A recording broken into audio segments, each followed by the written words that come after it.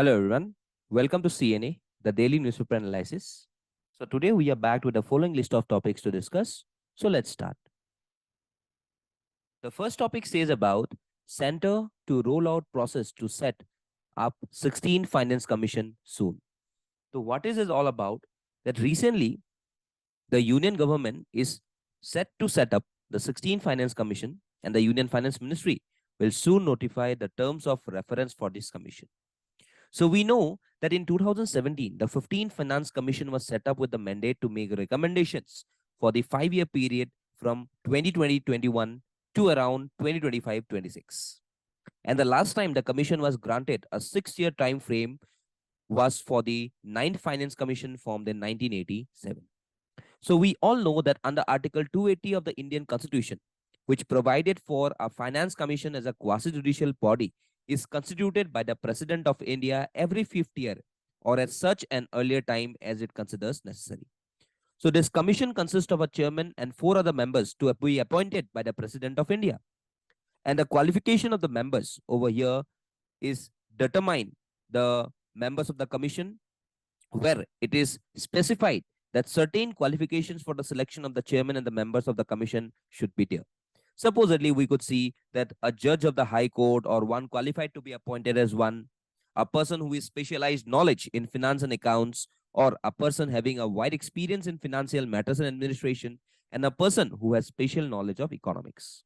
So these are some of the requisite qualifications which we need, and therefore we could see all the respective finance commission right from the period of 52 to around this period. So यहाँ पे last में 15 finance commission का यहाँ पे chairman कौन थे?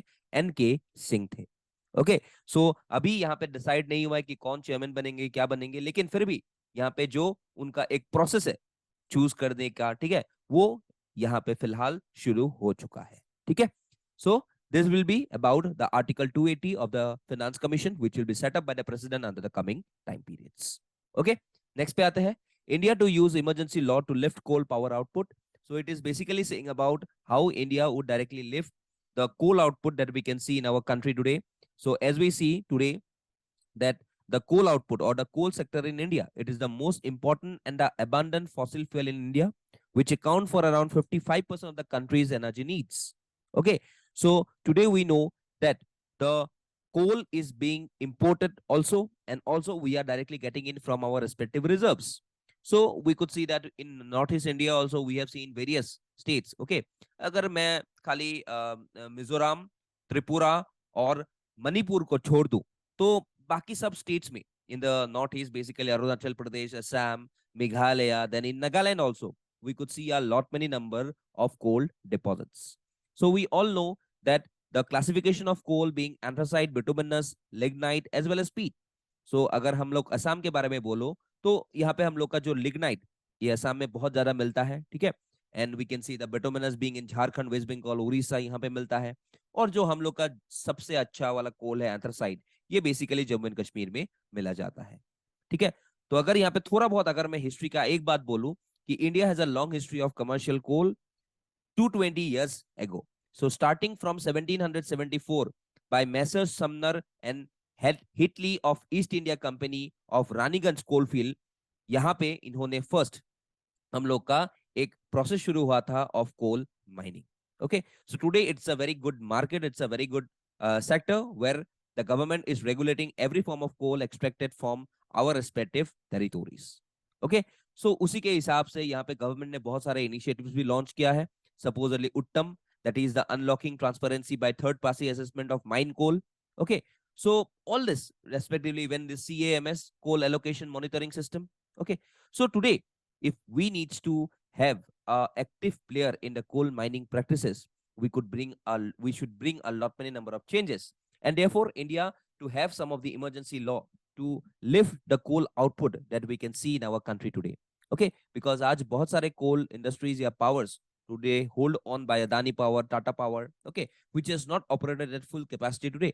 तो इनका कैपेसिटी बढ़ाने के लिए इंडिया ने यहाँ पे एक प्लान शुरू किया है so that we could make the production of coal for a long term, and India needs to look at coal to gas for getting a more cleaner energy, but still at this present of time we have to put some of the efforts with respective to the coal production.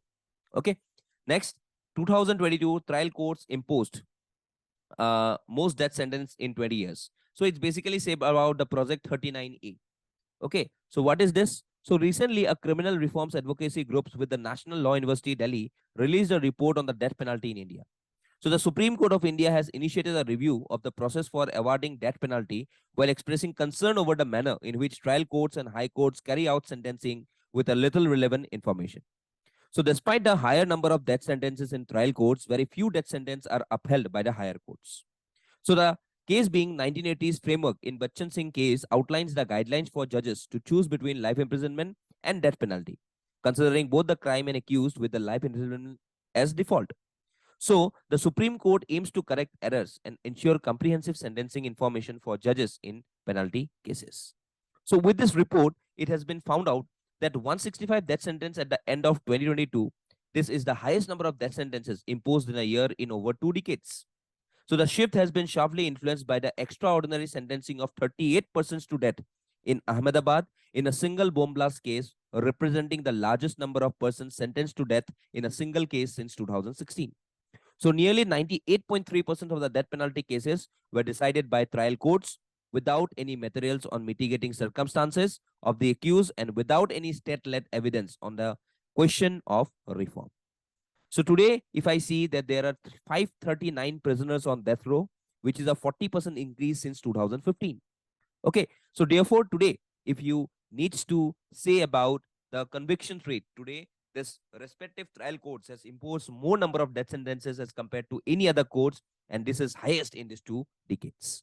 So that is basically has been seen in the recent context, which has been published on by a criminal reforms advocacy group under the National Law University Delhi, which has recently released this respective report. Okay, next, Delhi real-time data on air pollution. So we all know about the pollution system in Delhi. So Delhi ने यहाँ पे Arvind Kejriwal ji CM of Delhi launches website showing real-time data कि कहाँ पे कितना air pollution है वो दिखाएंगे अभी यहाँ पे. So we all know about the Delhi air pollution. So it is directly the highest in the country. So आज हम लोग जानते हैं कि दिल्ली में एयर पोल्यूशन किस कारण से होते हैं.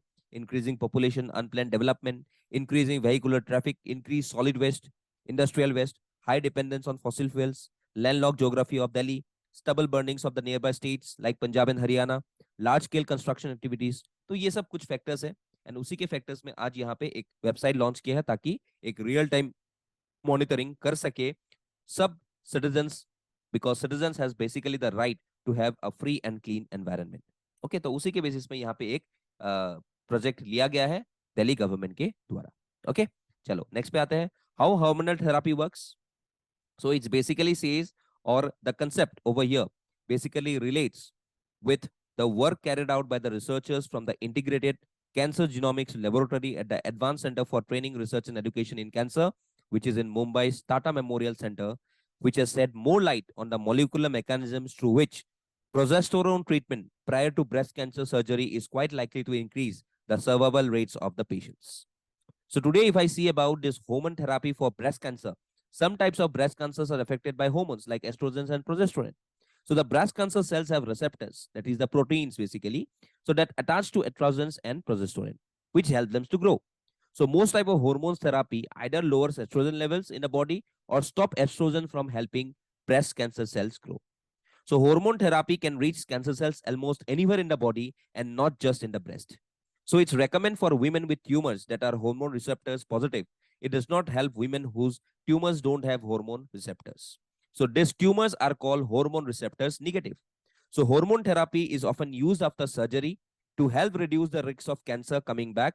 And sometimes it is started before surgery and it is usually taken for at least 5 years. So therefore, we could see that this is one of the techniques that to treat any type of breast cancers, which is totally in rise as of today. So इसीलिए यहाँ पे जो hormone therapy है इसी के basis पे यहाँ पे ये डिस्कशन था. Okay, next, tax for India's millet revolution. So we all know that the Food and Agriculture Organization of the United Nations has declared 2023 as the International Year of Millets.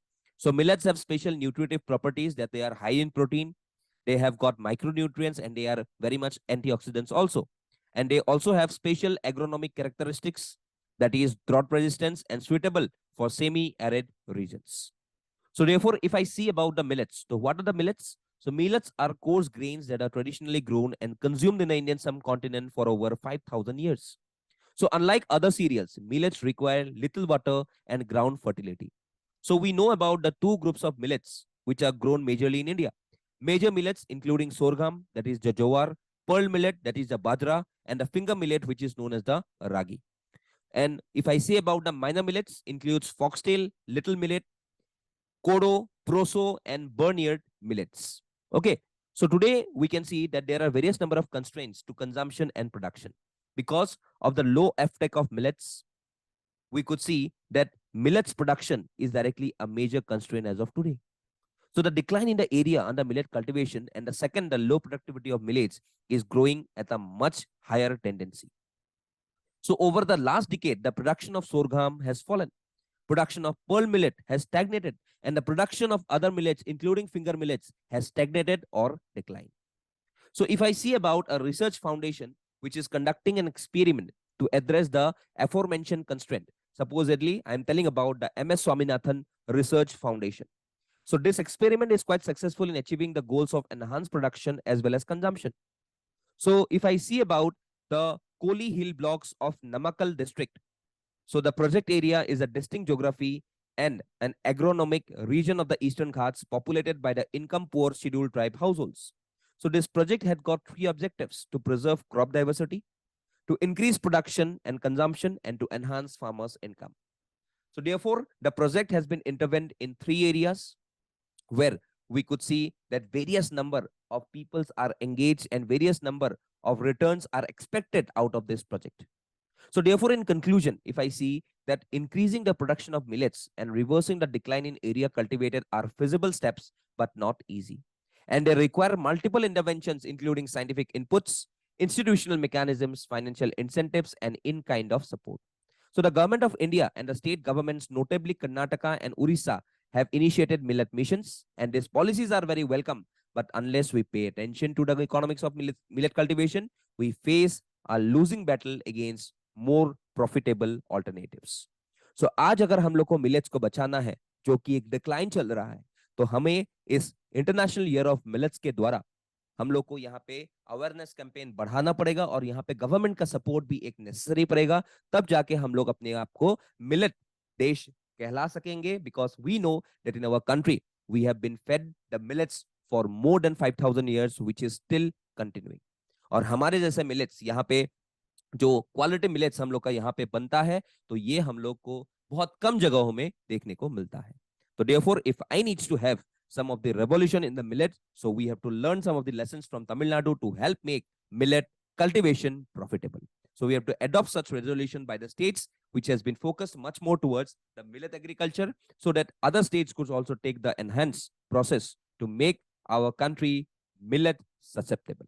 Okay, so this is with the respective editorial that we have today. So we have these 5 MCQs. Please do attempt these MCQs, and please do join our WhatsApp and Telegram channel for further updates. So that's all for today. Thank you and Jai Hind.